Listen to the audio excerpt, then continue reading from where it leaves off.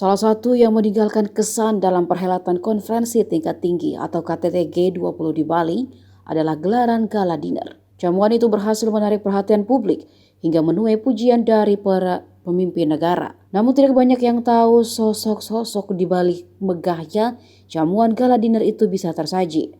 Terlebih soal hidangan yang disajikan juga bukan hidangan biasa. Sejumlah nama chef terkenal rupanya ada di balik itu semua. Salah satunya adalah Ade Putri Paramidita. Perannya di balik hidangan G20 adalah sebagai supervisor gala dinner.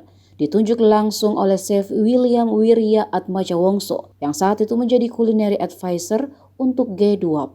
Bertugas sebagai supervisor, Ade memegang peran kunci dalam pengawasan produksi hingga proses penyajian makanan sampai ke meja para petinggi negara. Ditambah dengan Ade yang harus berhadapan dengan 20 protokoler berbagai kepala negara, sampai adanya beberapa kali tes food yang dilakukan untuk memastikan makanan yang disajikan bukan hanya memiliki rasa enak, tapi juga aman bagi mereka. Bahkan ada protokol dari Amerika Serikat yang meminta akses untuk bisa masuk dapur dan mengawasi mulai dari produksi hingga pensajian dengan membawa senjata. Keterlibatan Chef Arnold Purnomo dan Chef Maximilian juga menjadi penolong di saat Chef William Wongso sakit setibanya di Bali. Tak sampai di situ, H-1 acara, Presiden Joko Widodo juga meminta ada perubahan pada menu utama dengan menghilangkan nasi dan menggantinya dengan singkong. Hal tersebut diungkapkan Ade bukan menjadi sesuatu yang mudah dan cepat, karena harus mencari bahan baku singkong untuk diolah. Selain itu, untuk penyajian sendiri dilakukan tidak seperti biasanya. Ade mengatakan penyajian makanan merupakan satu bagian pertunjukan dari gala dinner, sehingga penyajiannya juga dilakukan secara istimewa. Bagaimana cara meletakkan piring,